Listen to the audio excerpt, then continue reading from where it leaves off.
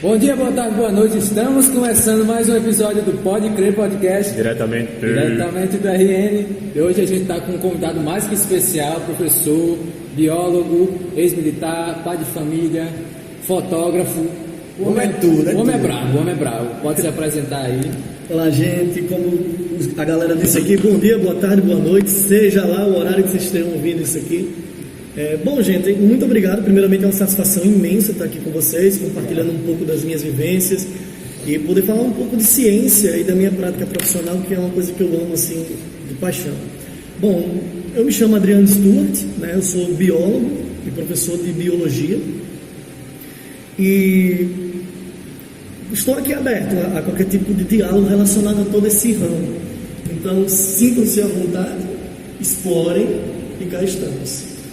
A primeira pergunta eu só queria saber como era o pequeno Stuartzinho, Little Stuart, antes de entrar na faculdade, no ensino médio, aprontava muito. Estudava muito. O pequeno Stuart Little era pequeno Stuart Little antes do filme, tá? Eu vou logo dizer isso muito claro. Eu sou bem velhinho já. Você que deu nome ao filme? Então. Queria estar com essa moral toda. Não, eu era um garoto muito calmo, sempre fui um garoto muito calmo. Sempre gostei muito de estudar, sempre fui muito tímido, por mais incrível que isso possa parecer. Porque você fala assim, eu sou uma pessoa tímida, e fica logo pensando, é professor e é tímido, né? Mas eu sempre fui uma criança muito tímida, de poucos amigos, mas muitos verdadeiros, né? E gastava muito meu tempo em casa, estudando. Eu costumo dizer em sala de aula que eu era aquele nerdzinho que só faltava o óculosinho preto com os paradrapos na perna. Porque eu gostava de sentar na frente, pedia silêncio no resto da turma quando fazia zoada. Eu era o cara detestado da minha turma até a semana de prova. Cara, totalmente contrário do que eu esperava. Do que a gente mas normalmente é essa a pegada, né? Quando vem meu perfil em sala de aula, eu sou uma pessoa muito ativa, muito espontânea e muitas vezes até exageradamente ativa. Ninguém imagina que eu era esse garotinho retraído, com pouco diálogo, mas a vida nos impõe certas situações e você aprende a ser de outras formas, sem perder a essência. Mas o Stuart Little era isso. Stuart Little. Mas, no caso, o senhor, desde essa época, já tinha vontade de ser biólogo, de entrar no curso? Cara, ou não? Nunca. A última coisa que eu imaginava fazer na vida era ser professor, e principalmente de biologia. Eu sempre gostei muito de documentários, de ambiente, de natureza. Então eu vivia de estudar muito essas coisas. Eu tinha atlas, eu tinha livrinhos de figurinhas de animais, eu adorava ver esse tipo de coisa, mas por hobby, eu diria, né? E eu nunca pensei em ser biólogo, menos ainda professor. Eu me encontrei biólogo e professor já na faculdade, por incrível que pareça. Eu costumo dizer aos meus alunos que, de fato, a maior parte dos meus alunos estão nessa faixa de decidir carreira e tudo mais, que foi a biologia que me escolheu e não que eu a escolhi, né? Durante muito tempo eu sonhei o sonho dos outros. Eu tentei ser médico, eu tentei ser militar, como o colega aqui falou agora há pouco, e terminei um catedrático, estudioso, biólogo, e cá estou como professor, amando o que faço sem nenhum tipo de arrependimento. Então, a partir do momento que a biologia lhe escolheu, como o senhor falou, como é que foi, você pode comentar um pouco, como é que foi o apoio da sua família em relação à escolha desse curso, ao ingresso desse curso? Você, teoricamente, é uma pessoa inteligente que teoricamente tem condições de ter outras opções melhores, entre aspas. Sim. Então, na visão social, né? Cara, lá na minha família, a minha família é uma família muito humilde, é uma família socialmente escanteada. Eu costumo dizer em discussões mais acaloradas em sala de aula que, apesar de ser branquinho, do olhinho claro, eu sou minoria em uma parte social, porque eu já tive que escolher entre 2 de 3 refeições, porque não dava para fazer as 3. Já fui para a universidade a pé, porque eu não tinha grana nem para passar no ônibus, então eu tinha que escolher se eu ia de ônibus ou voltava de ônibus. E por conta disso, e somado às minhas características, por ser um cara retraído, de ficar em casa, de estudar, muita gente da minha família apostou muito em mim, né? É aquela história do pessoal do interior, que alguém tem que dar certo na família, alguém tem que ser o doutor da família. Então, se esperava muito de mim, como sempre esperam até hoje, né? Eu sou o primeiro filho de 3, eu sou o primeiro neto de 12, então tem muito assim, a Adriana é o nosso modelo de conduta, de vivência e tudo mais. Mas muito por conta disso, eu fui muito apontado, eu fui muito questionado, eu briguei muitas vezes com meus entes familiares mais próximos. Eu cheguei a passar quase 2 anos sem falar com meu pai, vivendo numa casa que talvez seja menor, talvez não, com toda certeza do mundo é menor do que esse estúdio que a gente está gravando. É pequeno, viu? Por conta da... Sim, com certeza. Dividíamos uma cama de casal, 3 filhos, nós dormíamos atravessados assim na cama de casal, meu pai dormia no colchão na sala e minha mãe em cima dele numa rede, na rede, tá? Por favor, não interpretem mal, né? Se bem que isso não foi muito impedimento, porque fizeram 3 filhos, mas não vamos entrar nesse mérito, né? Mas eu tive uma infância muito difícil, eu tive uma adolescência muito complicada, eu comecei a trabalhar muito cedo, e muito por conta das minhas decisões, eu fui muito apontado, né?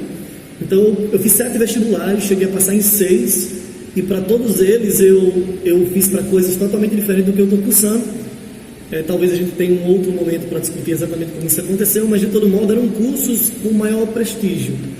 E eu desisti por N motivos, a gente não precisa também entrar nesse mérito por hora, e por conta dessas minhas desistências, dessas minhas trocas, eu fui muito apontado de fato, mas hoje realizado, hoje vivendo muito bem a partir daquilo que eu escolhi como carreira, muita gente que me apontava lá atrás me abraça e diz: você fez a escolha certa, porque nem tudo é prestígio social, nem tudo é conta bancária, né? Sim.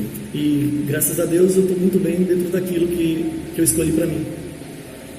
Até hoje, quando eu vejo que alguém fala que quer ser professor, que quer ingressar numa carreira para ser professor, eu mesmo já tive o sonho de, sei lá, fazer química e ser professor. Quando eu falei isso, tipo, muita gente falou, tipo, vai passar fome, coisa desse tipo, os clichês, mas tipo, como foi o início da sua profissão? Tipo, foi muito difícil para ser professor, se adaptar ao ambiente de sala de aula? Cara, olha só, inclusive finalizando a pergunta anterior, todas essas críticas, esses apontamentos em cima das minhas costas era justamente por conta desse ponto que você citou. Mas professor do Brasil ganha muito mal, professor do Brasil ninguém respeita professor, no fim das contas você vai fazer um concurso público como mequetrefe, vai virar um professor de escola pública e vai fingir que dá aula e os alunos vão fingir que aprendem, e existe um estereótipo muito marcado para o professor no cenário nacional, que apesar de hoje não ser tão bom, lá atrás foi muito pior, acredito. E meio que fechando a pergunta anterior e respondendo a sua, o discurso é exatamente esse. Não, você escolhe ser professor para passar fome, para viver contando moeda, para terminar um mês no cheque especial, porque por mais que você trabalhe no público ou no privado, não se paga bem e tudo mais, mas o que acontece, cara, é que o problema da remuneração e do status que o professor tem na realidade do Brasil é um problema do Brasil, sabe?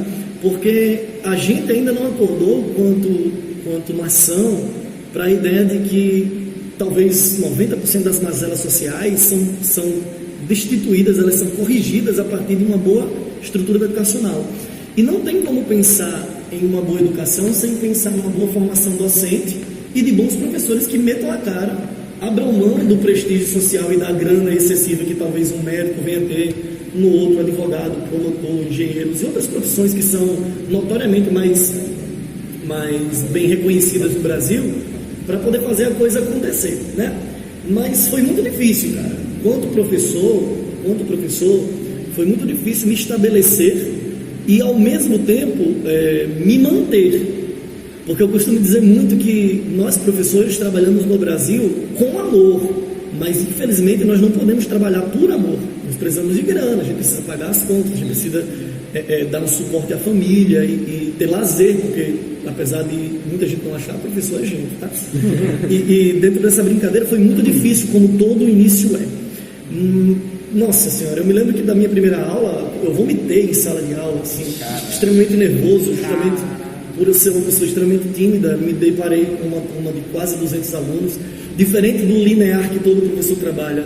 Eu comecei de cima a baixo, trabalhei primeiro com cursinho, para depois ir para o ensino médio, terminei com o fundamental, cheguei aí para o ensino superior também. Então foi um impacto muito grande, mas apareceu a oportunidade, eu estava no 3º período de faculdade, eu meti a cara e fui, e depois daquela primeira aula, toda a aula passou a ser uma primeira. Eu comecei a encarar as coisas dessa forma, então o nervosismo foi ficando de canto, e a coisa foi fluindo, e cá estou hoje, muito bem, obrigado, pela decisão que eu tomei na minha vida. Em algum momento o senhor já preferiu desistir? Sim, muitos, mas não por conta da profissão, o que é educação no Brasil. patrões, instituições de ensino, cobranças desnecessárias, né? Enfim, todo o contexto que o professor está inserido no Brasil, ele é muito tóxico, ele é muito, eu diria, ele é ruim, ele não é viável para uma saúde mental, uma saúde financeira, uma saúde social, não é viável. Quem se mantém é porque de fato decidiu aquilo como missão, sabe? Se você encontrar um grande professor, vocês são jovens em idade escolar, e parar para conversar com seus professores, pelo menos aqueles que vocês admiram, quando vê no olho que o cara de fato se dedica naquilo, se vocês conversarem com ele, possivelmente o discurso é o mesmo. Olha, é, entre aspas, uma merda ser professor no Brasil, mas ao mesmo tempo é muito bom. É padecer no paraíso, a história é mais ou menos essa. E nesses meios do caminho, a gente tem sempre uma crise existencialzinha. Puta merda, eu era militar, eu podia ser um oficial de carreira hoje, tá me aposentando aos 50 e curtir minha filha, né? Ou então, um saláriozão, eu poderia ser um grande médico, tendo 2 plantões por semana e ganhando R$200 mil mês, dependendo da especialidade. Poxa, eu vou largar, vou chutar essa porcaria, vou vender miçanga na praia, sei lá, qualquer coisa.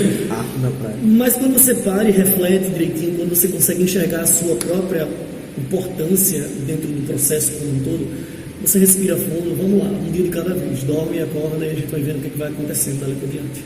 Sim. Eu também, minha mãe é professora, eu já escutei muito, você é professora, você trabalha ou você só dá aula mesmo? Nossa! É uma frase Caralho, é bem na cara do professor mesmo. Só para reforçar essa ideia que o professor realmente não vê uma profissão tão valorizada. Que deveria ser, né? Deveria ser, mas você fez o curso de Ciência Biológica já pensando em ser professor, ou você pensou em atuar mais na pesquisa, porque você era mais retraído, né? Sim, você gostava sim. É assim, eu nunca pensei em ser biólogo e ao mesmo tempo nunca pensei em ser professor, tá? Isso são duas realidades que o senhor não cogitava? Nunca.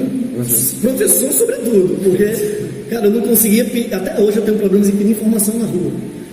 Tipo assim, eu tenho que achar um endereço, primeiro eu procuro, quando eu não conseguir mais, aí eu pergunto, ei, onde é tal canto, né?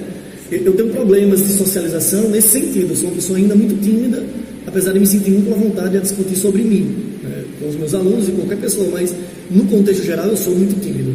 Então ser professor é uma coisa inconcebível. Quando eu entrei na universidade, me ver biólogo surgiu muito, muito rapidamente e ao mesmo tempo muito próximo quando eu me vi professor também. Deixa eu ver se eu faço você entender o que eu quis dizer. Eu decidi que ciências biológicas era para mim nos 15 primeiros dias de aula. Eu me encantei com a didática de um professor, o professor Alexandre Vasconcelos, um professor de biologia, inclusive uma pessoa que tem uma gratidão eterna, é falecido hoje, que Deus o tenha, independente de qual fé seja que vocês professem, mas que Deus o tenha. E naquele momento eu estava com os documentos debaixo do braço, é muito intrigante isso, com os documentos debaixo do braço, porque eu ia sair daquela aula lá à reitoria para trancar minha matrícula. Olha como isso é curioso. Isso eu estava na minha segunda semana de aula. E ao me identificar com aquele jovem professor, que era um cara muito novo, ele tinha 30 anos, já doutor e dando aula na universidade pública de grande respaldo nacional, que é a realidade da UFRN hoje, e já era naquela época, eu decidi, cara, eu acho que isso é para mim. E eu me tornei biólogo ao mesmo tempo que me tornei professor. Eu acho que eu abracei a causa das ciências biológicas no mesmo momento que eu abracei a vontade de passar um pouco daquilo que eu sempre gostei de fazer, que é estudar e formar ciência no cérebro de cidadãos como vocês. Então, eu não consigo marcar um ponto assim, olha, eu decidi ser biólogo aqui e lá na frente eu decidi ser professor. Eu acho que as coisas meio que aconteceram junto. Entendeu? Sabe? Foi por aí. É confuso, é até confuso o meu discurso, porque foi tudo muito confuso na minha vida, né? É para perceber que foi tudo muito complicado. Foi sim. Mas assim, para tornar a confusão um pouco mais fácil de ser entendida para quem está nos ouvindo, existem coisas que não são decididas por nós, a gente encontra e se apaixona. É mais ou menos aquela paixãozinha da adolescência, que você se encanta com aquele gatinho, e mesmo que lá na frente você não chegue a formar família com essa garota ou esse garoto, você sempre tem aquela lembrança, porque alguém vai sempre ter um chatinho que vai perguntar, qual foi teu primeiro amorzinho, né? Aí tu vai vir com aquela pessoa na cabeça. Eu acho que a biologia, a ciência, o magistério surgiu na minha vida mais ou menos desse jeito. Pode até ser que eu não me aposente professor, pode até ser que daqui para frente, sei lá, eu tenho um sonho muito grande de construir uma escola para mim, aos meus moldes, ao que eu penso como educação, empreender. Eu tenho muito esse pensamento futuro, que não pode também ser um futuro muito distante, porque eu já estou com 35, com barba, sem barba que é para 19, né? Mas o futuro não pode ser tão distante, mas eu penso nisso. Eu não sei exatamente se eu termino minha vida professor. mas eu sei que vai ser aquela paixão que alguém vai perguntar, como foi seu tempo de professor? Aí eu vou suspirar e vou dizer, foi incrível. Eu acho que é mais ou menos nesse sentido. Bom, o senhor tinha dito que tinha uma boa história de como o senhor tinha ingressado no curso de Biologia. Aí você puder contar um pouco pra gente como é que foi essa ingressão e tal. Eu fiz meu pré muito jovem, eu concluí meu ensino médio aos 15. Eu fiz 16 anos dentro de uma matrícula universitária, foi quando eu passei no meu primeiro vestibular. Mas a história, ela começa antes. Eu costumo dizer que eu sonhei sonhos dos outros a vida inteira. Minha mãe sempre quis um filho militar, porque ela queria ser militar, mas na época mulheres entrar no corpo militar era bem complicado, e minha mãe não tinha altura para isso. Minha mãe é uma fofinha de 1,49m, né? Ela disse que tem 1,5m, mas é mentira dela, ela tem 1,49m. Se minha mãe estiver ouvindo isso, beijo mãe, eu te amo. Ela gosta de podcast, ela está meio que se familiarizando com essas tecnologias, viu? Meu pai queria que eu fosse médico, sempre quis que eu fosse médico, ele achava que eu tinha um potencial para isso. E isso resolveria muitos problemas, desde de formação pessoal quanto financeiro, era o que pensava ele. E minha avó queria que eu fosse padre. Né? Eu nunca entendi por quê, porque ela teve... muito diferente. Minha avó teve 4 filhos homens e decidiu que um neto teria que ser padre. Né? Eu nunca entendi muito bem isso. Mas inconscientemente eu tentei essas 3 carreiras. Né? Eu fiz vestibular para medicina, 3 das 6 vezes. Dessas 3, eu passei em 2, não assumi, por motivos secundários que eu chego já, caso seja interessante comentar. E fui militar 1 ano e meio, passei no concurso para fuzileiro naval, fiz meu curso de formação lá no Rio de Janeiro, e na hora de assumir engajado para os 2 anos de serviço obrigatório, eu vim para Natal, cumpri 1 ano e meio e desisti dessa vida, porque coincidentemente foram momentos bem distintos, mas... Esse 1 ano e meio de serviço militar culminou com minha aprovação em ciências biológicas. Nesse meio do caminho eu já tinha tentado outros vestibulares, mas culminou com minha aprovação em ciências biológicas, que é um grande problema. O que foi que aconteceu? Eu tinha abandonado mais 2 outras faculdades, uma eu nem matriculei até, e a outra eu já tinha matriculado, mas eu desisti, por conta de problemas financeiros. Eu tinha que ir para outra cidade estudar, eu não tinha grana para isso. Nessa época minha mãe era desempregada, hoje ela é funcionária pública, mas na época ela não trabalhava, e meu pai tinha acabado de se desempregar. E eu não consegui residência universitária. Na época, as universidades não tinham tanto aporte como tem hoje, por conta de muitos investimentos que foram feitos. Sobretudo na faculdade federal. Essa faculdade que eu tinha passado era uma universidade estadual, e na Paraíba até, a UEPB, desculpe. E eles não tinham tantos alojamentos para alunos de fora. E como eu não conseguia, eu tinha que pagar aluguel, tinha kitnet e tal. Isso foi muito complicado para mim. E quando eu soube que meu pai estava meio lascado de grana, eu larguei mão e vim embora. Aí meus pais tiveram que ir lá fazer o fechamento da matrícula, porque eu ainda era menor de idade, eu não podia fazer nada disso sozinho. E para encurtar um pouco a conversa, senão o podcast vai ser só essa história, vocês vão ter que escrever um livro e publicar. No meu último ano de tentativa de vestibular, eu estava ciente que ia ser aprovado em medicina, porque eu já tinha sido aprovado em outras 2 oportunidades, mas não tinha ido assumir, e de tanto que eu estudava, eu já era monitor de cursinho, ainda no ensino médio, eu estudei em escola técnica, eu estudei no Cefet, hoje IFRN. Eu estava pronto para assumir minha vaga e fiz um vestibular extremamente tranquilo. Só que nessa oportunidade, que foi o vestibular 2005, que a gente fazia vestibular em 2004, mas em 2005 era o processo seletivo, até 2003 o vestibular, as inscrições eram feitas por formulário de inscrição. Vocês são bem jovens, vocês não passaram por isso, nem vão passar, mas a gente tinha que ir no correio, pegar um formulário da Comissão Permanente de Vestibular, preencher esse formulário, entregar o correio e depois íamos lá pegar um cartão de inscrição para saber como é que ia ser a prova. O vestibular daqui da nossa universidade, ele era muito organizado. Até a cadeira que você sentava tinha uma etiqueta com o teu nome e teu CPF. Então você tinha marcado até a cadeira que você sentava. Você ganhava até a caneta. Eu dizia que era a caneta mais cara do mundo, porque ela custava R$110 o último vestibular. Na época de 2004, R$110 era bastante dinheiro. Hoje é 80, né, para fazer uma mas era R$110 o vestibular e você levava a caneta embora depois que terminasse. Eu dizia que era a caneta mais cara do mundo. Enfim, e nesse ano do meu último vestibular, implementaram a inscrição digital. Internet ainda não era uma coisa muito familiarizada, nem todo mundo tinha um computador. Não era muito acessível. Não era. E a gente tinha que fazer essa inscrição pelo site da Comperv, tanto que a Comperv disponibilizou alguns computadores para quem não tivesse ir lá se matricular. E eu percebi naquela oportunidade que ao invés de a gente fazer a inscrição como no formulário, o sistema era bem diferente. Deixa eu ver se eu faço para vocês entenderem. Quando recebíamos o manual para fazer a inscrição, nós não escrevíamos a opção de curso, tinha lá código do curso de escolha. E aí tinha um manualzinho, a gente ia lá atrás, aí tinha a lista de todos os cursos e um númerozinho que nós transcrevíamos no formulário. O banco de dados trabalhava com codificação binária, porque vocês devem saber disso, a informática trabalha assim. Então era tudo por código. Quando migraram para o sistema virtual, eles tinham que fazer essa vinculação e a gente escolhia uma barra de rolagem, como todo e qualquer site. Descia, escolhia o nome, clicava, tudo bem. Só que por algum motivo que eu desconheço qual, até porque eu não sou tão bom com essa coisa de TI, eu percebi, na pior forma possível, que o nome do curso estava vinculado a um curso com um código diferente. Então, quando eu fui receber meu cartão de inscrição que eu tinha escolhido na inscrição Medicina e Ciências Biológicas Bacharelado como segunda opção, constava zootecnia e enfermagem. Eram duas coisas totalmente diferentes. E sempre tinha uma fila para retificação do cartão. Então, eu fui para essa fila e expliquei à moça que me atendeu: olha, não foi exatamente para isso que eu me inscrevi, meu cartão está errado. Ela mexeu lá nos computadorzinhos que no tempo era um trambolho do tamanho do mundo, um monitor de tubo e tudo mais. Pois é. Eu vou até diminuir esses comentários porque eu fico me sentindo um velho. Eu estou com um laptop aqui na minha frente. Então, enfim, olha. Enfim, e aí ela chamou algumas pessoas para discutir o problema e ninguém resolvia. E daqui a pouco veio uma senhora, uma distinta senhora, que até então era a presidente da Comperj, chamada Maria Bethânia Leite, que depois foi até secretária de Educação do Estado. Né? Sim, ela é bem famosa. Ela chegou a ser secretária de Educação do Estado, eu acho, não do município, acho que foi do Estado aqui do Rio Grande do Norte. De um governo desse que eu não lembro também quem era o governador, mas deixa pra lá. Aí ela falou para mim: é o seguinte, nós falamos com o sistema de TI e o que aconteceu foi isso que eu expliquei para vocês agora há pouco. Eles vincularam na caixa de diálogo um nome a um código que não correspondia àquele nome.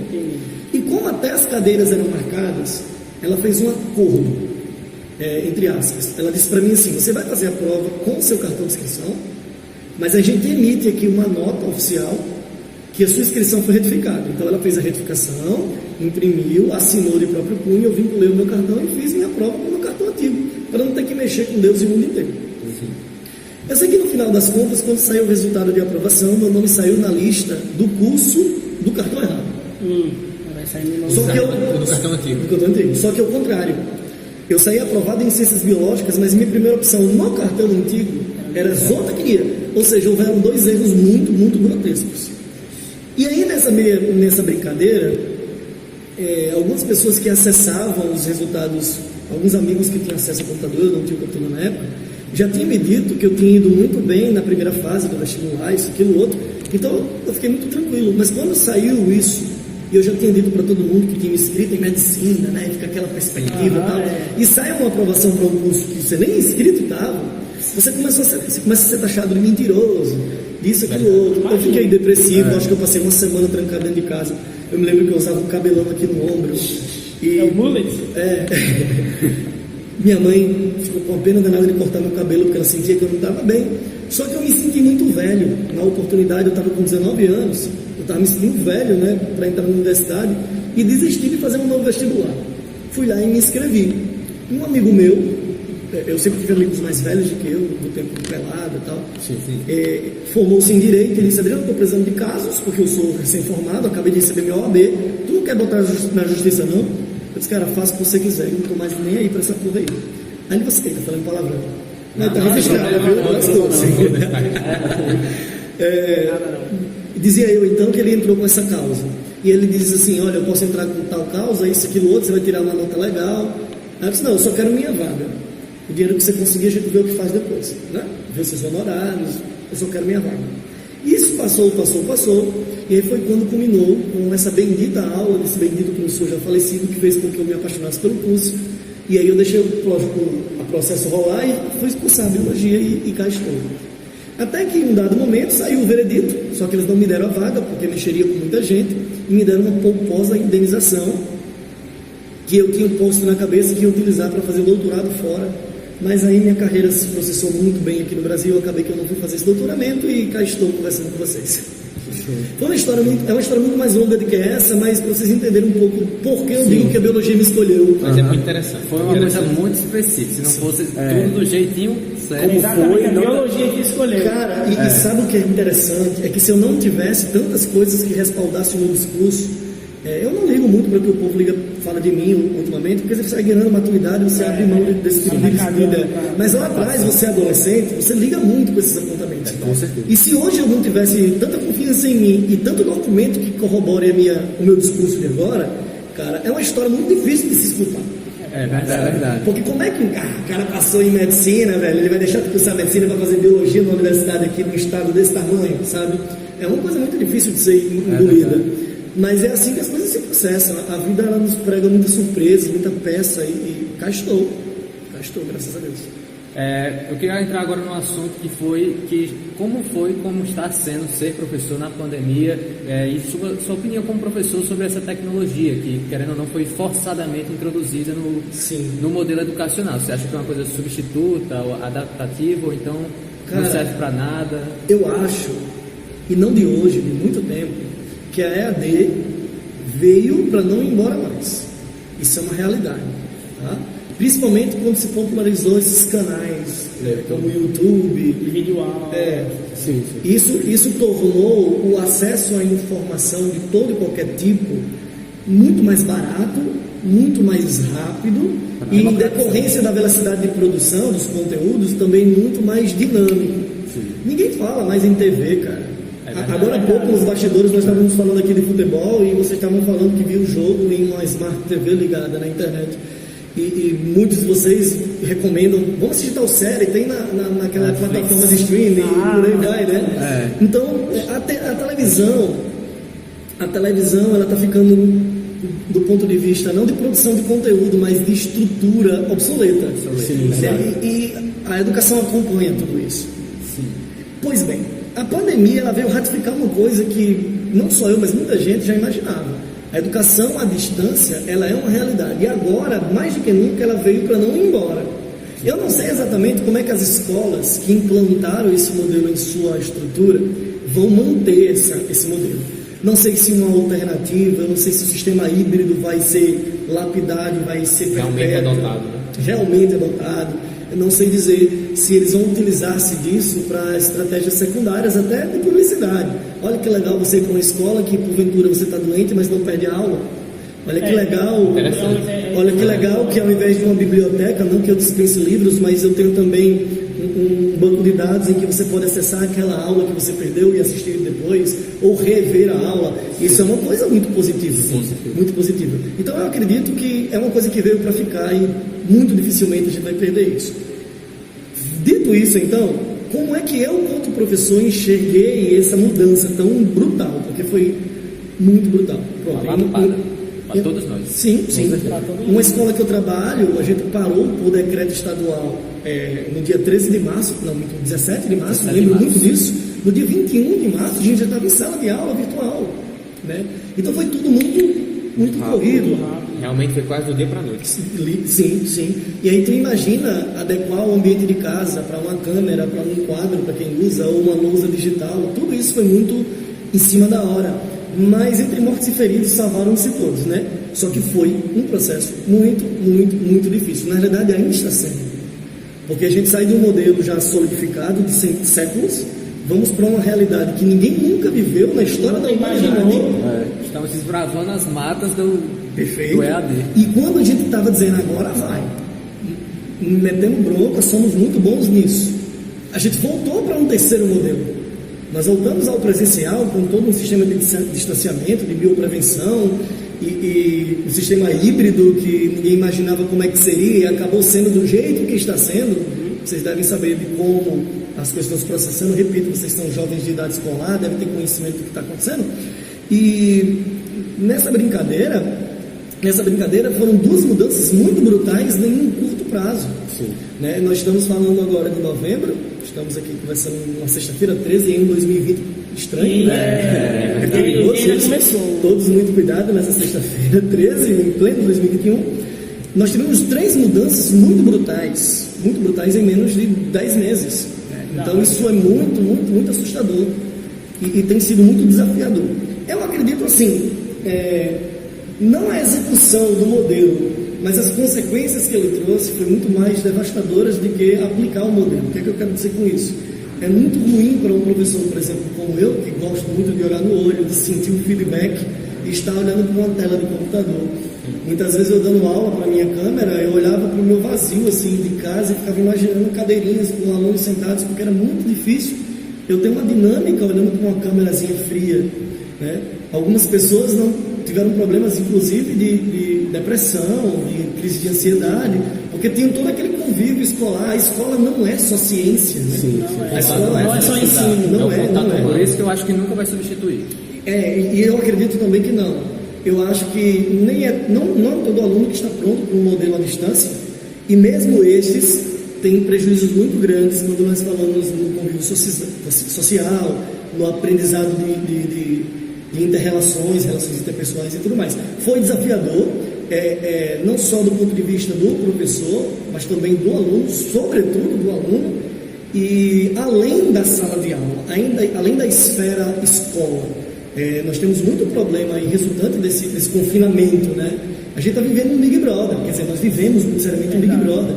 Estamos nos comunicando por câmeras, sabe lá quem está vendo a gente por aquela câmera, né? E isso é muito ruim para o emocional em determinados pontos, mas funcionou. Eu acho assim, que entre mortos e feridos, repito, salvaram-se todos.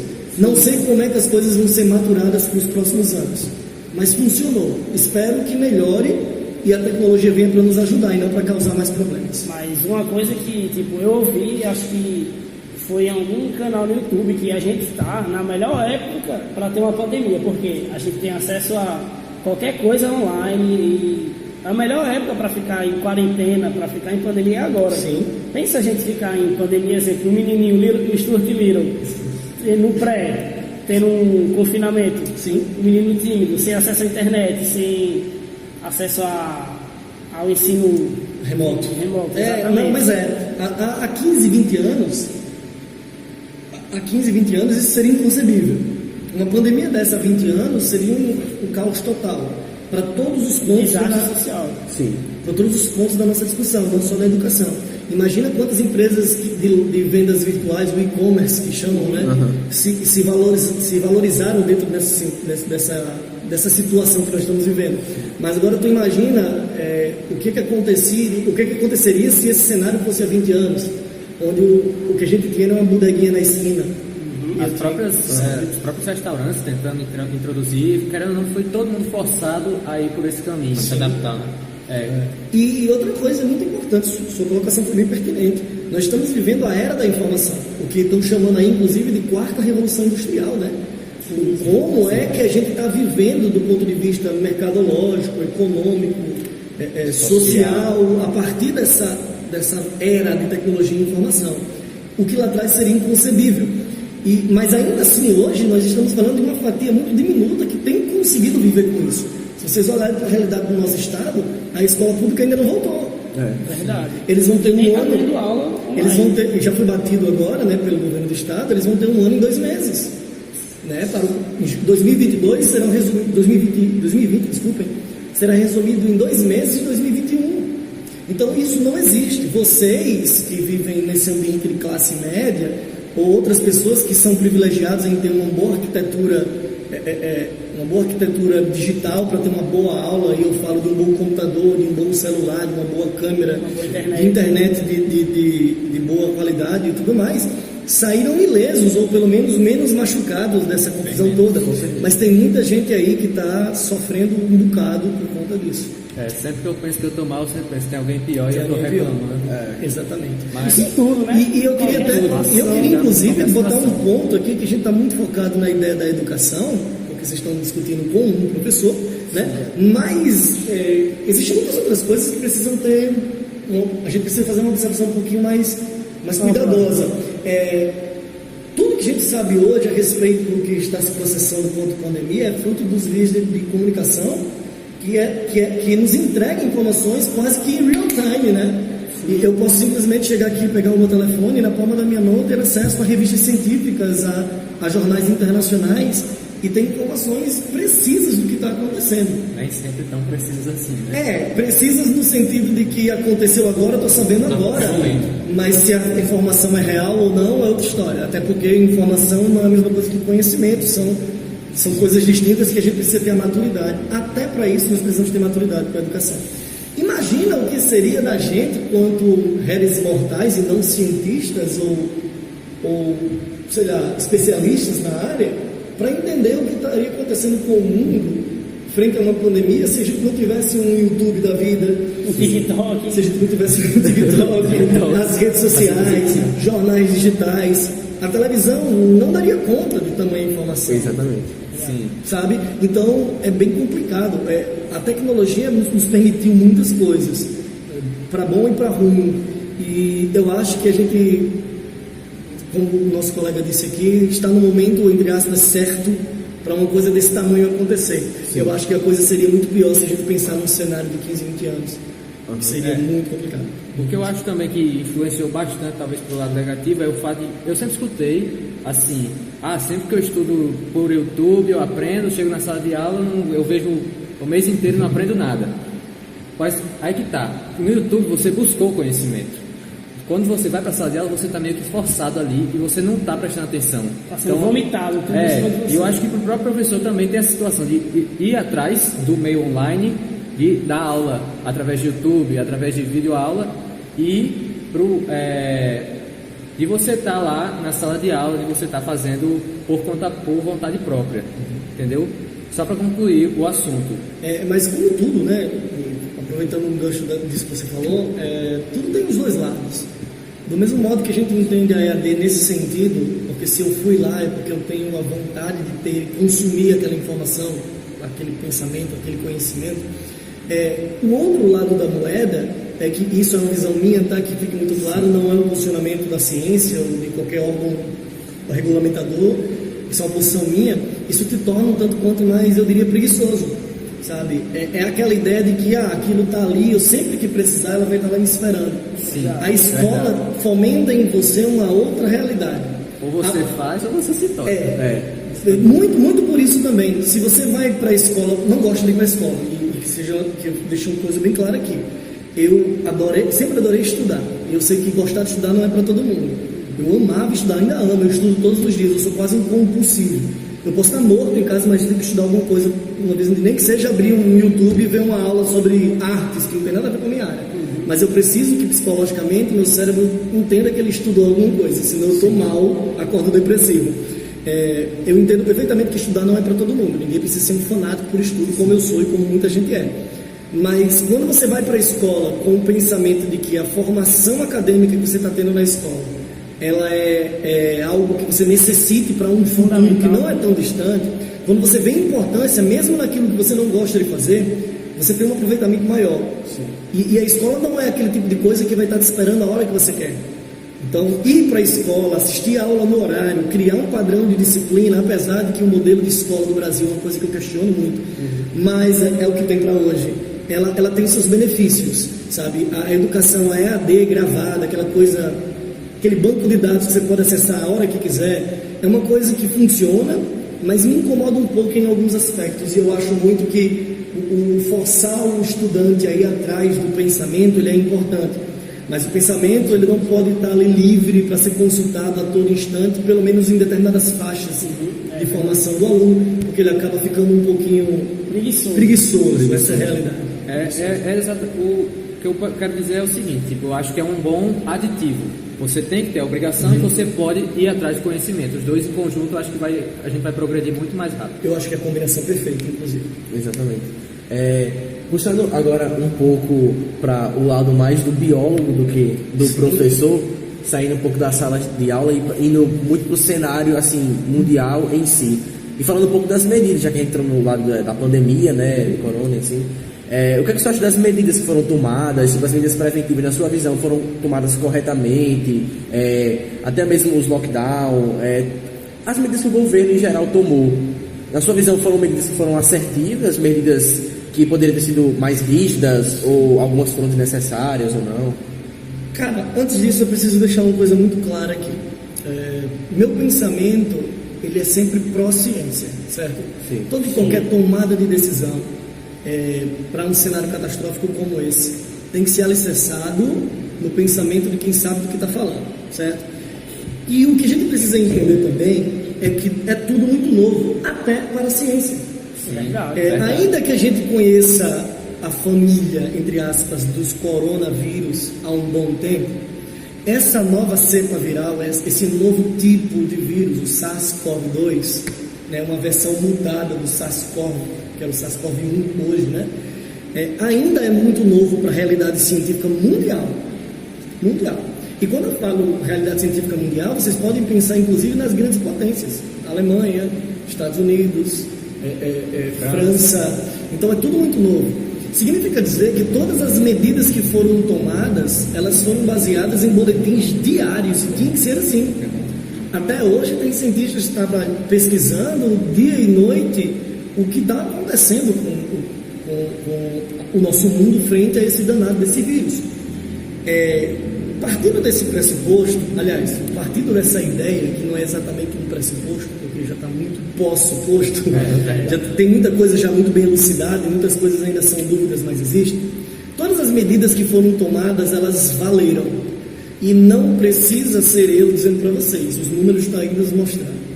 Todas as grandes nações e nações de pequeno porte, mas que tomaram decisões orientadas pela Organização Mundial de Saúde, que se baseia em grandes centros de pesquisas científicas, mesmo estas também tendo cometido retratações, tipo, eu pesquisei uma coisa, deu um resultado, mas numa revisão eu percebi que o resultado não era exatamente esse, tiveram sucesso nesse controle.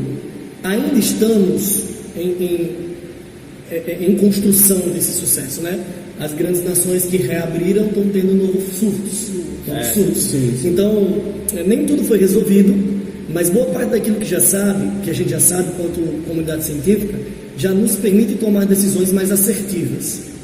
Agora, a gente pode discutir aqui se em país A ou em país B foi muito exagerado ou menos exagerado, se começou cedo demais ou tarde demais, se para a realidade do Brasil poderia ter sido feito de outra forma.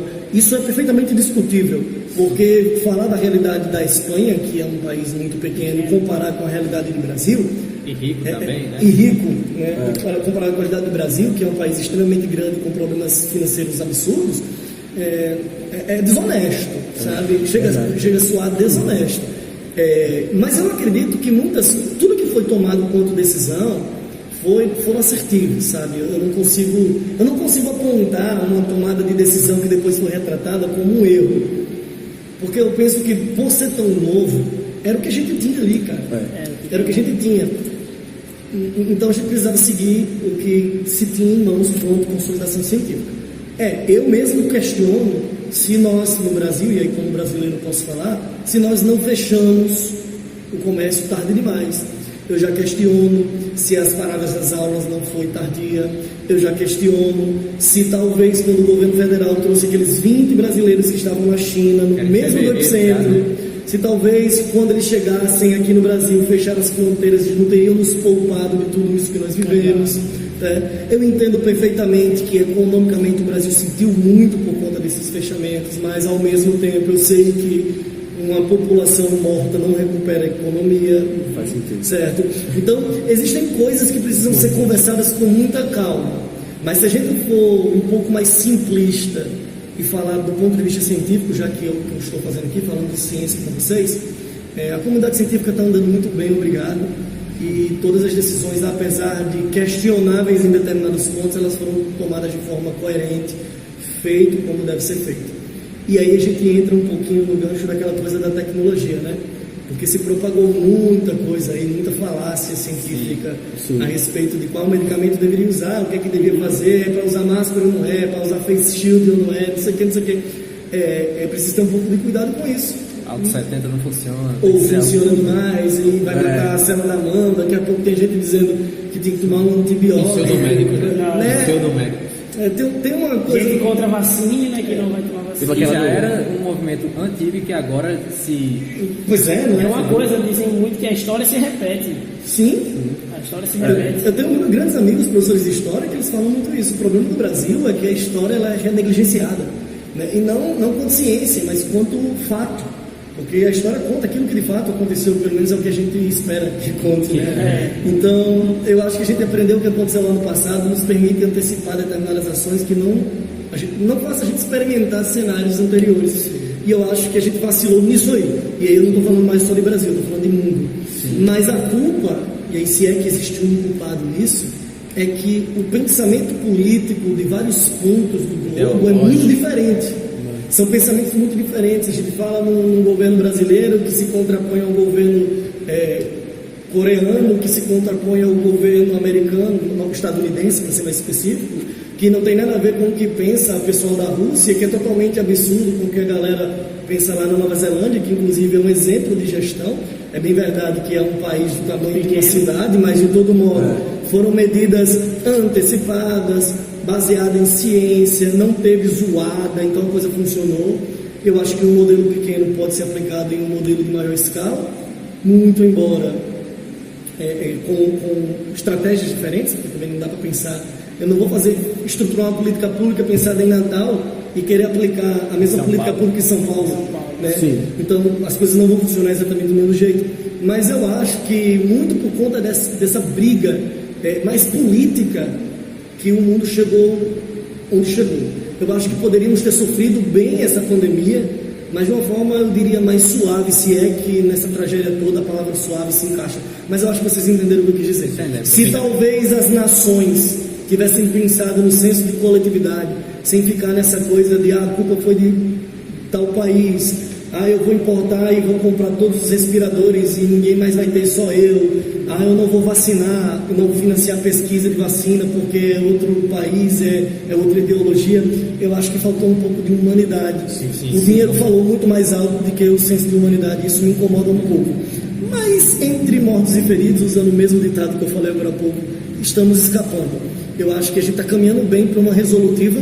Não acredito que essa pandemia se resolva no próximo ano. Creio eu que isso é coisa para mais 1 ano e meio, 2, com tranquilidade, não com o caos que foi instaurado nos últimos 6 meses, mas eu ainda acho que a gente vai passar muito tempo aí usando máscara de forma obrigatória, mantendo determinado distanciamento, fazendo testes com vacinação. Eu acho ainda que essa pandemia é para coisa de 1 ano e meio, 2, sendo otimista. Apesar da vacina. Querendo ou não, a ciência foi forçada, né? Eles empurraram porque foi um momento de necessidade. A única saída era a ciência. Só que a gente acelerou, eu acho, na minha opinião, a gente acelerou. Participação especial do comandante Hamilton. Os Estados Unidos não gostou do comentário de Steve. Prossiga.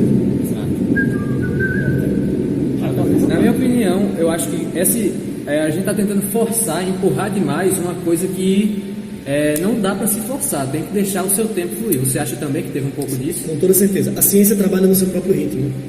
Tá? E existem 2 correntes, como tudo no mundo tem acontecido de forma muito dicotômica, né? Existem 2 correntes, entre aspas, de pensamento, que uma sugere que a coisa está muito fácil e eu tenho que fazer essa vacina o mais rápido possível, e a outra preza pela consciência social para que a ciência trabalhe no seu próprio ritmo. E eu não sei exatamente por que essa dicotomia, mas me parece ser vias de interesses, sabe? Se eu conseguir a vacina primeiro, eu vou ser um destaque mundial do ponto de vista de gestão. A corrida da vacina, tem a corrida espacial, agora é a corrida da vacina. É a corrida da vacina. Pronto. E eu acho que essa pressa, ela pode ser ruim, porque a gente pode estar dando 2 passos para trás e esquecendo de dar um para frente, sabe? Talvez se a ciência não tivesse tão pressionada a ter uma resolutiva para ontem, a gente conseguiria esse resultado mais rápido. Em contrapartida, a própria ciência, motivada pela necessidade da humanidade, ela se apressa em fazer isso acontecer. Eu não vejo que correr atrás de um resultado seja uma coisa ruim. Eu vejo que o motivo é válido, o motivo ele é louvável, mas quem está motivando a execução de coisa tão apressada tem interesses escusos, isso pode ser um problema. Já tem sido, na realidade, né? Já tem sido. E outra coisa, quando eu dou um prospecto otimista de 1 ano e meio, 2, eu estou supondo que a vacina deu certo, tá? Sim. E aí o resto vai ser vacinar em massa, esperar Corre o risco da traço vacina não ser eficiente. traço de imunidade e tudo mais. E se a vacina não se mostrar ótima, a gente pode botar em mais 3, 4, talvez 5 anos à frente. Sim. Isso será um problema. E falando um pouco de vacina também, um exemplo que eu tenho dentro de casa é que teve uma vacina que ela veio para testes, e aí o meu pai, ele foi meio que, não convocado, né? Que convocado é meio que uma certa obrigação. Voluntário? Ele teve a oportunidade de ser voluntário desse teste, dessa vacina. Aí eu queria saber, na visão do senhor, como biólogo, cientista, que se você acha que isso pode ser prejudicial para as pessoas que estão servindo de voluntário, entendeu? De cobaias. De cobaias. Cara, é o seguinte. Eu acredito, né, que, tipo, se ela pudesse trazer algum, como eu posso dizer, um prejuízo para quem estivesse sendo voluntário, um prejuízo, sei lá, a morte, por exemplo, não estaria sendo testada em pessoas. Sim. Claro. Sim. Mas se ela está sendo testada, ela pode ter algum tipo de efeito colateral. O que as pessoas não costumam saber, né? Não estou dizendo que não saibam como um todo, mas que não costumam saber, é que quando uma vacina ela vai a testes em humanos, ela já teve um rigoroso protocolo de avaliação anterior a essa fase. Significa dizer que, passando aos humanos, se houver efeito colateral, ou são brandos ou são contornáveis pela clínica. Ou seja, vamos supor que você vai tomar uma vacina contra H1N1. Sim. E a gente previu isso em laboratório, que uma possível reação seria uma febre alta. E eu sei como contornar a febre alta. Então só vai a público massivo se esse ponto de biossegurança estiver muito bem amarradinho em laboratório. Se chegar no primeiro teste de merda, volta. Saca? Uma outra coisa que também precisa ser entendido é que quando a terceira fase, que é essa aplicação em população, em massa, ela é utilizada uma dose aquém daquilo que se espera aplicar para um processo de imunização. Justamente porque se qualquer coisa sair das rédeas, o dano é pequeno o suficiente para a gente corrigir. Então, eu acho que tem muita fantasia, muito alarde. Mas eu não vou testar tal vacina porque eu vou me lascar, e eu corro o risco de morrer, ficar paraplégico, sabe? Cair um braço. Estão dizendo uma porrada criar outro olho. Não, eu não acho que chega a tanto. Sim. Se os órgãos regulamentadores, principalmente os mais respeitados do mundo, conseguem publicar esses artigos, outros cientistas revisam e retestam, e os resultados são minimamente seguros, por que não, sabe? A ciência é feita dessa forma. Tem que testar. Alguém tem que tomar a iniciativa. Uma hora vai ter que testar, exatamente. E eu só acho que o público que vai servir de ambiente de teste, né, o grupo de teste, eles devem ser voluntários. Esse tipo de coisa não pode ser imposta. Agora, tão logo confirmada a eficácia da vacina, eu sou a favor da obrigatoriedade do uso, que é o bem coletivo que está em jogo. Eu não acredito que se você vai se colocar como voluntário, se você vai se colocar frente ao teste de terceira fase, você seja obrigado a isso. Eu acho isso ditatorial até. Você vai se quiser, claro. Mas comprovado que está tudo ok, é calendário de vacinação, vacina todo mundo, porque não é minha ideologia, não é minha vontade, é o bem coletivo. Nós estamos falando de 210 milhões de pessoas.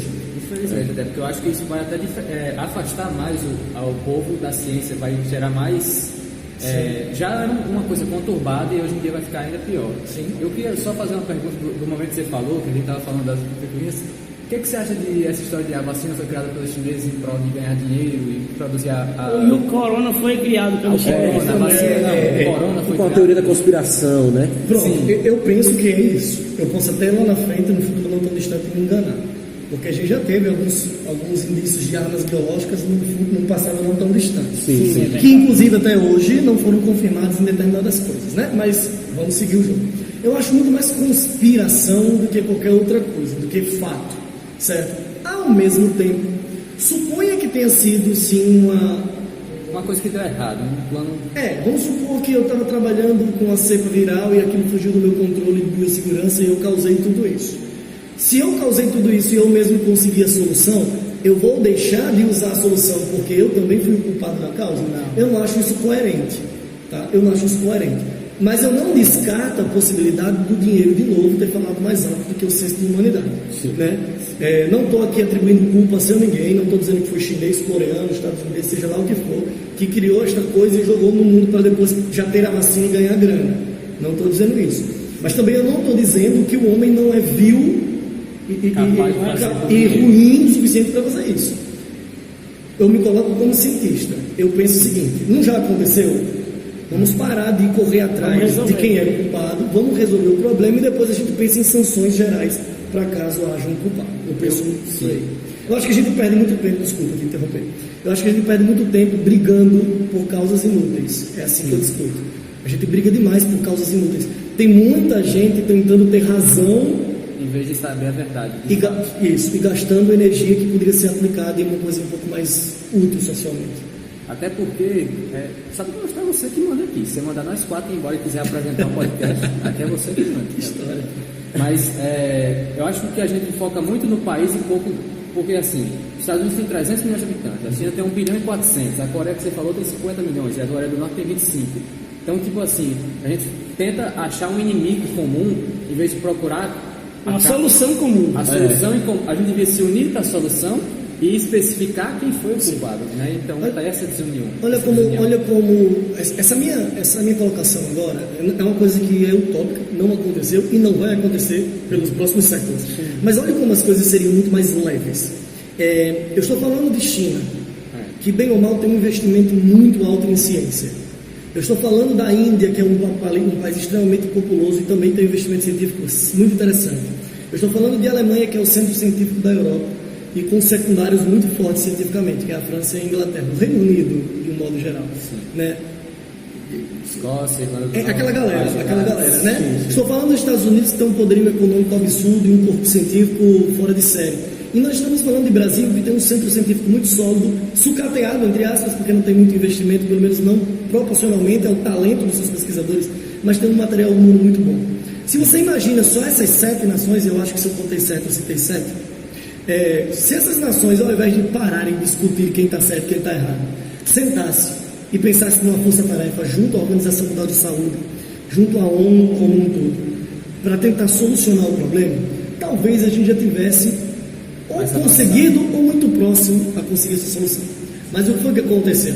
Enquanto a China produziu muitos respiradores para importar e ganhar dinheiro, porque o que ele quer é dinheiro, os Estados Unidos desviou um navio lotado de respiradores e deixou tudo nos Estados Unidos. Enquanto a Alemanha distribuiu um valor para pesquisa, a França boicotou a pesquisa inicial de uma vacina ainda quando se falava em lockdown lá na Alemanha. E o Brasil tem todo um pensamento negacionista. Então, tá tudo, cada um por si, Deus por todos, como é que é? Sabe?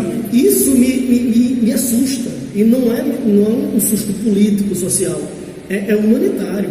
Se vocês veem as grandes nações que estão com o poder de resolver o problema na mão, colocando o poder de resolver no bolso, e olha, amiga, você se lasca, é para mim.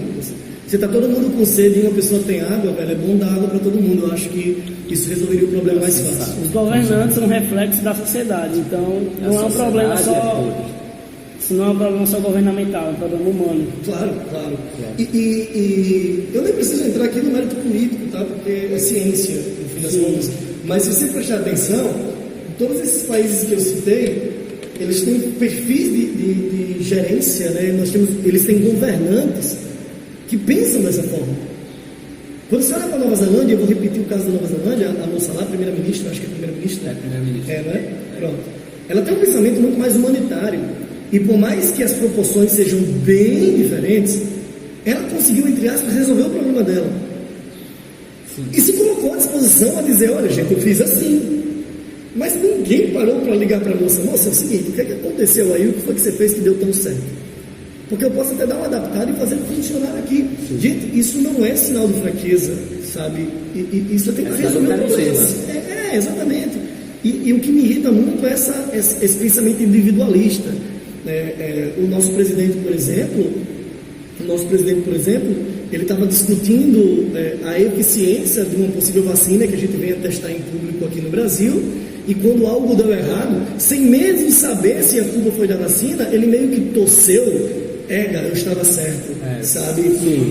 O presidente dos Estados Unidos, ele proclamou vitória eleitoral antes da coisa acontecer, porque ele sabia que se porventura ele viesse a perder, como pelo menos até agora ele perdeu, ele não teria mais a mesma força política para controlar todo esse problema, né? Centralizar todas as soluções aos estadunidenses. O Putin fez muita zoada lá na casa dele também, sabe? Então, é um pensamento político que desvirtua o pensamento de nação.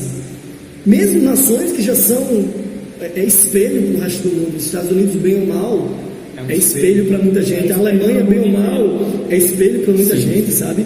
E a gente está vivendo um momento tão hostil, humanitariamente falando, que a gente não sabe.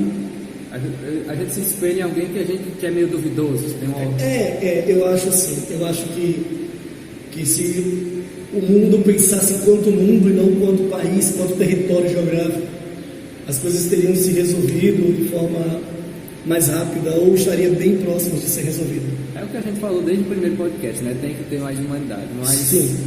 Eu queria saber, você comentou que o Brasil tem um capital humano muito forte, apesar de estar sucateado. Eu vejo muito os Estados Unidos, a França como potência, que conseguem transformar essa pesquisa em produtos e conseguem ganhar dinheiro em cima disso. E querendo ou não, você transformar em produto é um passo para incentivar a ciência, a pesquisa e o desenvolvimento de novas tecnologias. Você acha que o que está faltando para o Brasil sair do país e produzir muito artigo científico e produzir muito produto de alta tecnologia? Nossa, que pergunta difícil essa. Perdão. Não, é uma pergunta. Gosto. Já vamos aí com mais de hora de podcast, a gente fica a tarde toda se pensar. É o intelectual do podcast. Mas vamos pensar aqui um pouco. Analise historicamente e veja como é que o nosso país, quanto nação, ele é organizado. Nós somos um país grande, com um povo sofrido, e por ser tão sofrido, nós temos um pensamento imediatista. E vocês vão já entender porque eu estou começando minha análise por aí. Nós sempre queremos o resultado para amanhã. Então, o presidente que entrar hoje, daqui a 4 anos, tem que transformar o Brasil na Suécia. Né? O governador que entrou hoje, daqui a 4 anos, tem que transformar o meu estado na melhor coisa do mundo, um país rico, aliás, num estado rico. A longo prazo, né? Esse é um primeiro problema. O segundo problema é que, em decorrência dessas necessidades, o Brasil sempre teve, apesar de pernas tortas, muito plano de governo, mas nunca teve um plano de nação. Se vocês pegarem desde a redemocratização do nosso país até o atual ponto político que estamos vivendo, vocês vão ver que, apesar de vocês concordarem ou não com determinados pensamentos ideológicos de cada um dos governantes, e também me posiciono dessa forma, tem coisas que eu não concordo, muitas coisas boas foram acontecendo de pouco em pouco. Mas por que nos últimos 30 anos, vai lá, vamos botar um recorte mais preciso, 30 anos, a gente não chegou onde esperava chegar? Porque a política no Brasil virou muito o que acontece na política do interior daqui dos estados. Eu não sei nem se vocês são do interior, mas lá no estado é assim, no interior do estado. Tem um prefeito, aí se esse prefeito perder para a oposição, a primeira coisa que a oposição faz no outro ano é mudar as cores do prédio oficial. Sim. Sabe? É assim, eles se sentem na obrigação de desfazer tudo que o outro governo fez para instaurar algo. A gente está falando de futebol agora há pouco aqui, é meio que um time de futebol que não estava indo bem, ou estava indo muito bem, mas troca de técnico e o técnico quer desmanchar tudo que o outro fez e colocar a identidade dele, porque se der certo fui eu quem fiz. Pronto. O Brasil está vivendo justamente isso. O Brasil está vivendo justamente isso. Porque olha o que acontece. Criou-se uma bipolarização política no Brasil. Ou você é vermelho ou você é azul, né? E aí o que é que acontece? Nós tivemos um governo caótico, mas que trouxe coisas interessantes. O governo Collor. Então Collor fez o quê? Pensou o governo dele e executou algumas coisas, deu merda, sofreu impeachment, mas vocês conseguem lembrar disso da história. Sim. Quem assume? Itamar Franco. Itamar Franco tem um pensamento econômico, então ele consolidou o restinho de mandato que ele tinha em organizar a casa economicamente. E aí ele instaura o RV e o Plano Real, que por enquanto era só papel. Fernando Henrique Cardoso assume. Inclusive Itamar morreu, acho que ele morreu, não foi? Ele morreu. Itamar Franco morreu com essa mágoa de Fernando Henrique Cardoso, porque Fernando assinou o projeto do Plano Real como dele, certo? Implementamos o Plano Real. O Plano Real funcionou muito bom. A gente chegou até dólar a 94 centavos. certo? Nós chegamos num período muito breve a ter uma moeda mais forte do que o dólar americano, certo? Beleza? Beleza. Mas por que a gente não chegou onde gostaríamos de chegar? Repetindo o que eu falei agora há pouco. Porque a partir daí eu faço o meu. O que o outro fez não prestou, porque é outra legenda, é outra ideologia e tudo mais. Sabe? Aí fomos quebrando 3 vezes, pega empréstimos, aquilo outro, começou um caos. Sim. Aí entra um outro governo de uma legenda e de pensamento totalmente oposto. Aí quando o Brasil deu uma respirada, começaram a dizer, não, mas é porque está quebrando o país economicamente, não sei o que, não sei o que lá. E aquilo que deu certo, o outro lado diz, sabe por que deu certo? Porque o plano econômico do outro governo funcionou. Gente, dá certo porque eu não preciso derrubar o que o outro fez. Sim. Aí o que aconteceu? Entrou uma outra presidente, que era do mesmo partido desse que, entre aspas, deu certo, e começou a cagar tudo que esse primeiro fez, o que eu não entendi. Aí ela sofre impeachment e vai embora. Aí entra uma outra legenda agora que tem um pensamento totalmente diferente. Então a gente está rodando em círculos. Sim. Esse é o primeiro problema. O Brasil ele tem projetos de governo, mas não tem um projeto de nação. Quando a gente fala em projeto de nação, a gente fala nos pilares básicos de uma nação. É ciência, educação e ciência, tecnologia e saúde pública. Porque a segurança ela surge da educação. Né? Porque o investimento que eu vou colocar em segurança pública as coisas estão abraçadas, né? Ciência e tecnologia estão dentro desse aporte. A saúde está tudo junto. Né? Uhum. E a gente abre mão de tudo isso. Deixa eu ver se eu trazer um exemplo e vocês entendem o que eu quero dizer. Quando a gente investe num pensamento e porventura aquele pensamento dá certo, a gente esquece todo o resto e fica naquilo.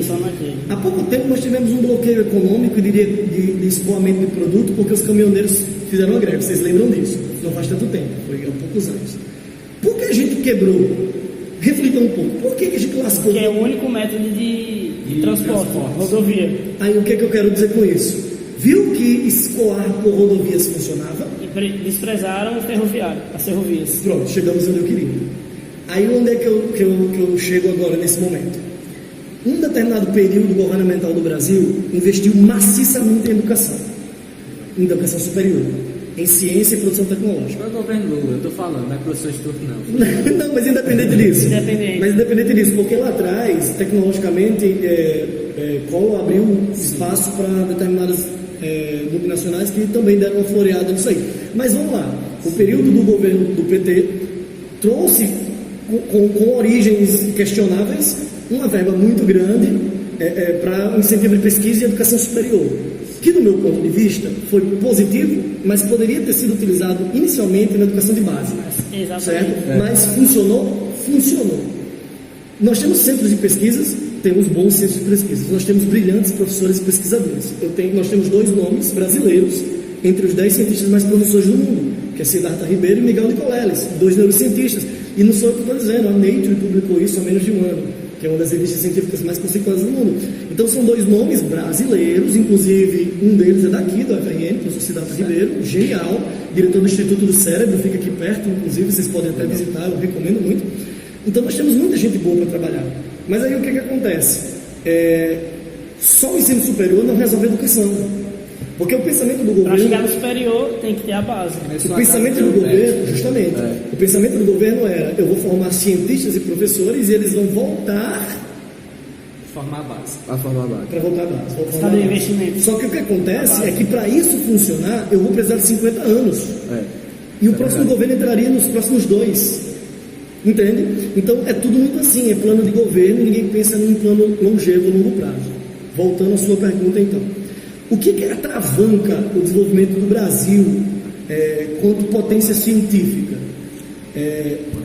Em um primeiro momento, falta de planejamento educacional científico. Esse é o primeiro ponto. O segundo é grana. Por quê? Porque não dá voto. Sabe o que dá voto? É construir 2 hospitais. É dizer que construiu 2 hospitais. O que dá constrói? O que dá voto? Já está finalizado. Fazer favor. É como se fosse uma moeda de troca. Sabe, eu estou morando aqui em Natal. Natal tem um hospital municipal já, só. Inclusive, não, tem 2 hospitais municipais, só que um é maternidade. Um hospital geral municipal, que é o Rui Pereira. Está quase quebrando. Mas, de todo modo, eu fiz. Então, o prefeito bate no peito e diz, fui eu que abri. E aí ele se reelege. Inclusive, meninos, estamos em período de eleição, por favor, pensem com carinho o que vocês vão fazer na vida de vocês. O quinto membro está lá no interior vendendo votos, seu... Opa, não faz isso. Então, esse é o primeiro momento, é o primeiro problema. Falta grana, e a grana que tem, e quando eu falo falta grana, não é no valor absoluto, não, porque dinheiro tem, é porque ele é mal utilizado. Então, falta grana no canto certo, na hora certa, é esse o sentido, sabe? Se a gente tivesse um planejamento de investimento, com um pensamento de resultados a médio e longo prazo, etapas a serem cumpridas, nós teríamos um cenário totalmente diferente do que é hoje. Por quê?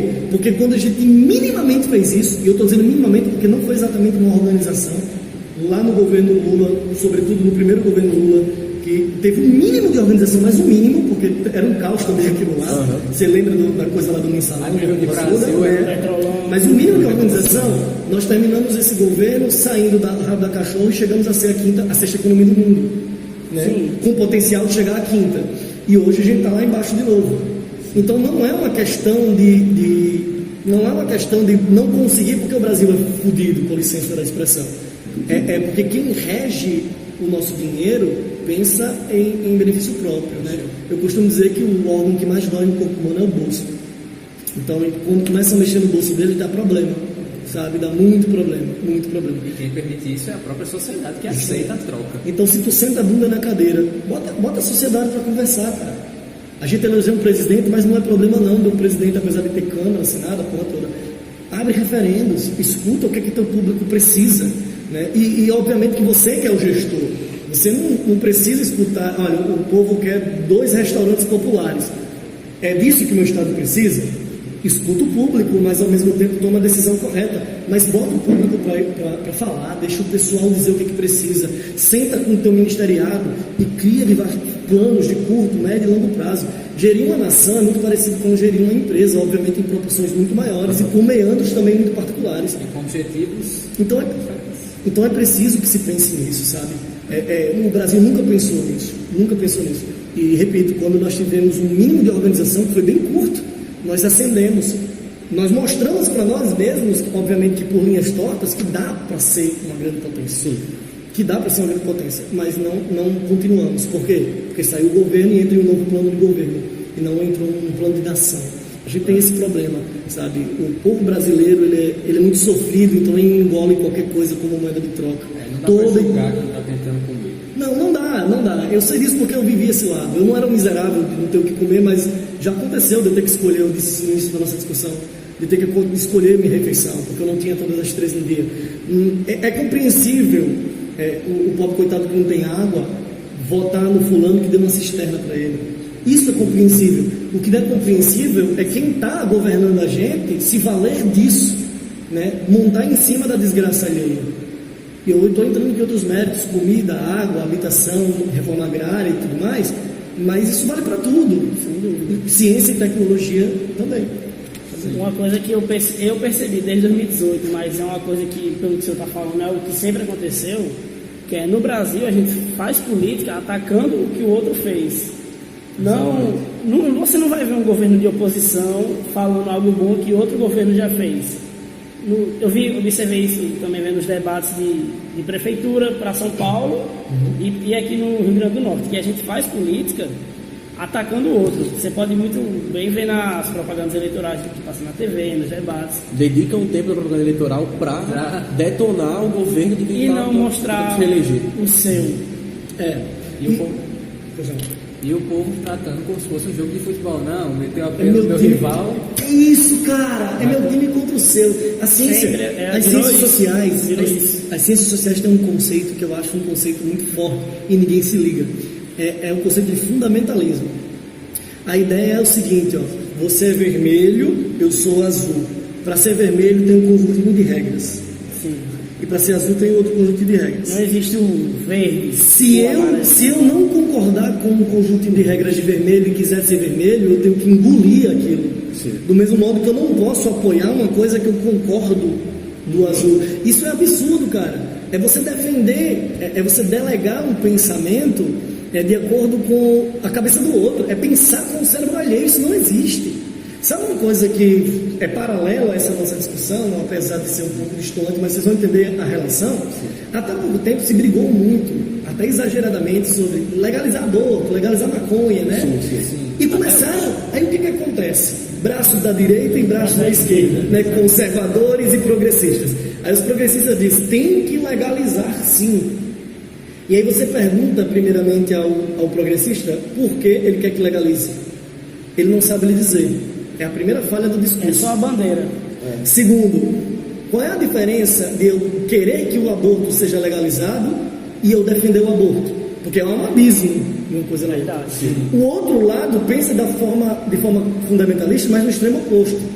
O azul vai dizer assim, ó, não pode legalizar o aborto. Por quê? Porque eu sou contra o aborto. Gente, quem defende a legalização, seja lá do que for, não precisa ser a favor da causa. Ele é a favor da legalização. Que outras pessoas possam fazer, se for o caso. Meu amigo, é legal fazer aborto no Brasil? Tu tá grávida? Tô. Quer abortar? Não. É um direito que você tem. Certo?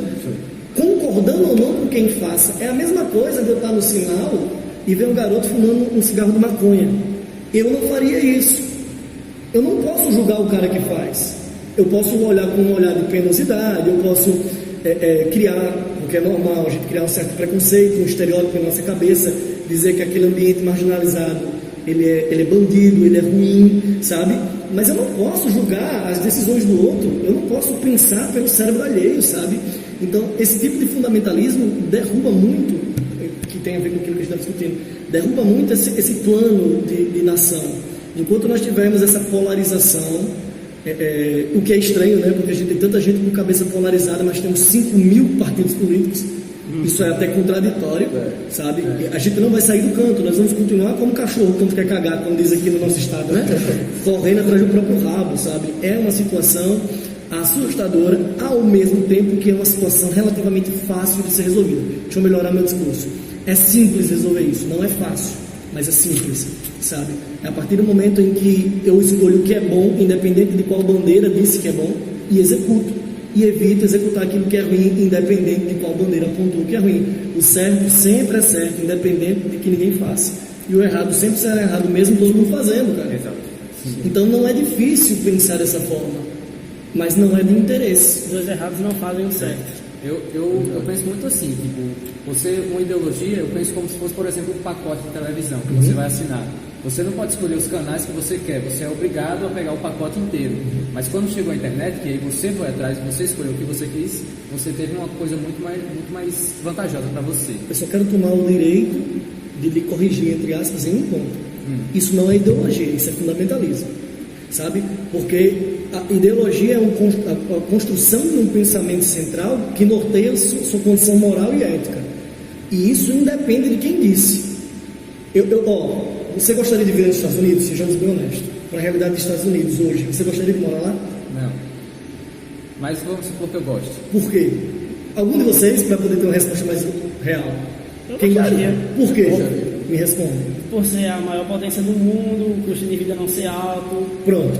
Aí o que acontece? Ele quer morar nos Estados Unidos porque economicamente é mais tranquilo, possivelmente ele vai ganhar um valor ok e o poder de compra desse valor é muito maior do que o mesmo valor que ele ganharia aqui e tudo mais. Aquele discurso que todo mundo pensa, qualidade de vida. Pronto. Esse é o primeiro pensamento. Mas ninguém para pensar que os Estados Unidos é como é depois de ter enfrentado uma porrada de coisa. Muita guerra. Uma porrada mesmo. Hoje os Estados Unidos bate o pé para dizer que é conservador, que é isso, que é aquilo, pipipi, popopô, depois de ter dado errado em muitas coisas e ter reunido quase tudo que deu certo ao longo de sua história. Aqui no Brasil, é bandeira política, é como time de futebol, é aquilo que eu estou dizendo. A gente está falando aqui de um time de futebol, vamos pensar no Vasco da Gama desse rapaz. Grande time brasileiro. Tadinho. Vamos pensar aqui no Vasco da Gama. O Vasco estava jogando, ganhava com aquele técnico que foi jogador. Ramon. Pronto, Ramon. Aí de repente o cara começou a perder, a culpa já era de Ramon. Até um pouco tempo era o ramonismo, né? O próprio Diniz de São Paulo também. Harmonizado. Agora não funciona mais, porque o pensamento fundamentalista, ele coloca meia dúzia de ideias numa caixa e essa caixa não pode ser aberta nunca, é você que tem que entrar. Você pode fazer a sua própria caixa e construir uma ideia, construir um pensamento ideológico. Ideologia não te obriga a obedecer regras. Ideologia te obriga a pensar com o seu próprio cérebro. Certo? Convicção, moral, ética, esses conceitos que vocês aprendem na escola, na filosofia e sociologia. É só esse o meu pensamento. E aí, repito, eu botei aspas, não te corrigir, porque eu não tenho moral nenhuma para discutir se você está certo ou está errado. Eu quero que você entenda, como eu quero que quem está me ouvindo entenda, que eu enxergo a conduta humana baseada nos conceitos de moral e ética. E isso depende muito de como a gente vê o mundo, como a gente pensa o mundo. Eu posso perfeitamente ter um pensamento de esquerda, mas defender um ou outro valor de direito. Isso. Eu adoraria que o meu país não tivesse imposto. Mas eu sei que ao passo econômico que o meu país está, não tem como viver sem imposto. Do mesmo modo que eu adoraria viver com a carga tributária da Suécia, que é maior do que a nossa. Mas também eu não precisasse pagar plano de saúde, segurança privada para o meu condomínio. Porque seria tudo de qualidade. Você vê como a faca tem dois lados, a moeda tem duas faces. Então não é não ter imposto ou é ter imposto demais que resolve o problema. É como isso é voltado ao bem comum, ao social. E isso é muito além do que simplesmente meia dúzia de ideias dentro de uma caixa, sabe, gente? Sim. É muito além. Eu acho o seguinte, além da questão tributária, é porque de fato a gente não acho que seja só um problema administrativo. Eu acho que a gente de fato é pobre. Porque quando você para olhar a carga tributária do Brasil, sei lá, 35% a 40%. Suécia quase 50%. Não muda muito. Mas a Suécia tem um investimento por aluno de 3.600 euros por ano, o Brasil tem 500 euros. Por quê? Porque eles têm um PIB muito maior e eles conseguem ter muito mais dinheiro para investir, cobrando menos imposto, digamos assim. De fato.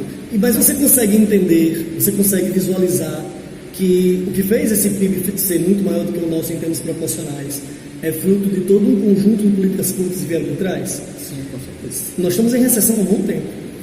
Talvez se um bom conjunto de políticas econômicas tivesse sido cortar na carne mesmo, diminui a bancada do governo, diminui o salário de determinadas pessoas, determinados funcionários públicos, cortar na carne, austeridade fiscal mesmo. Eu sei que o Brasil não pode se dar o luxo de cortar tanto, mas tem coisas que precisam ser cortadas. Isso é mais justo, né? E aí o que você pensa? Posso investir por aluno por ano um valor maior do que o Brasil investe. Mas se você prestar atenção, o Brasil investe muito mais em sistema previdenciário. Não, previdenciário não. Sistema prisional, que não funciona. Penitenciário, lembrei o termo que eu queria dizer. Sim. O sistema penitenciário que não funciona, muito mais que a própria Suécia em termos proporcionais. A Suécia estava fechando o presídio, porque não tem que empreender, cara. E aí o que acontece? Investe errado, e a hora precisa que cortar, corta de não deve ser cortado. Um dia desse cortamos 20 milhões da UFRN. A UFRN não sustenta com menos de 20 milhões, cara. O ano passado, o reitor tinha dito, olha, a gente só tem salário, aliás, só tem manutenção de funcionalidade até novembro, se nada for feito, dezembro a universidade para. Se a gente não fizer nada daqui para novembro, dezembro a universidade para, sabe? Então, é isso. Nós somos um país pobre, e nós não vamos ser ricos de um dia para a noite, mas nós temos um valor financeiro, nós temos vias de captação, um potencial econômico muito grande, e dinheiro suficiente para tornar um país vivível, essa palavra nem existe, mas eu inventei agora, né? Habitável com dignidade para todo mundo, sabe? Nós temos esse potencial, nós não direcionamos recursos para a coisa certa, e quando precisamos cortar, cortamos dos pontos errados. Eu penso um pouco dessa forma. Cai de novo naquela história, é muito mais uma falta de um plano de nação. Ninguém pensa no coletivo, pensa no que é imediato. Eu tenho que pensar somente nos próximos 4 anos e é assim que funciona. Infelizmente, o nosso país vai esculhambado. E ainda assim eu quero viver aqui. Eu decidi, aí entra no começo da nossa discussão. Eu decidi ser professor quando eu de fato decidi vestir a camisa, é porque eu acredito muito que tem solução. Sim. Sabe? Eu sei que minha geração errou demais. Nós, os baby boomers ali da década de 80, cometemos muito erro, lutamos muito, conquistamos muita coisa, mas cometemos erros demais. Minha geração não tem mais muito o que fazer, tá? Agora é a geração de vocês. E o que eu posso fazer é isso, ó. Sempre que vocês precisarem, Stuart, vem aqui bater um papo, a gente senta, troca ideia. E não é uma ideia certa ou ideia errada, mas é o debate que faz toda a diferença. Por isso que eu gosto muito desse formato. Parabéns a vocês por ter pensado em... Inclusive, esse foi o tema do nosso primeiro podcast. Exatamente. Se era ficar ou não no Brasil, investir no Brasil ou investir fora do Brasil. Então... assistam o nosso primeiro podcast, já está nas plataformas do IGTV no YouTube, no SoundCloud e no Spotify. Exato. Siga nosso Instagram, @PedrinhoAraújo_L. Pedro Santos SL. Tassiano_Filho. Ultratur 776. Eu pensava que não ria pra mim, mas eu vou falar. _Stuart. Stuart é com W, tá? Que eu sou diferente. E siga nosso Instagram, se inscreva no canal no YouTube, siga nossas redes sociais, no Spotify, no SoundCloud e ficamos por aqui. Compartilhem, né? Agradecer a presença do professor, né? Muito Com obrigado. certeza. Um papo sensacional. Quase 1h30 só assunto. Saiu do mini Little Stuart até a política internacional, política nacional e assim por diante. Eu que agradeço, obrigado. Sempre que precisarem, podem contar comigo. Se eu não for competente a discutir o que vocês queiram discutir, a gente pelo menos se mete e bate palma. Mas eu estou sempre à disposição para qualquer coisa. Um abraço a todos os ouvintes que estão prestigiando esse material, que vale muito a pena. E por mais que a gente tenha passeado por tópicos que parecem não ter conexões, Mas tem total. Se chegou porque teve conexão. e é Com certeza. como costumo dizer, não é exatamente discutir certo ou errado, é abrir debate. Exatamente. É assim que as coisas funcionam, e pelo menos é assim que as coisas deveriam funcionar. Sim, com certeza. Arraste para cima. Valeu. Mais uma vez, muito obrigado pela sua presença. Eu que agradeço. Bom dia, boa tarde, boa noite para todos.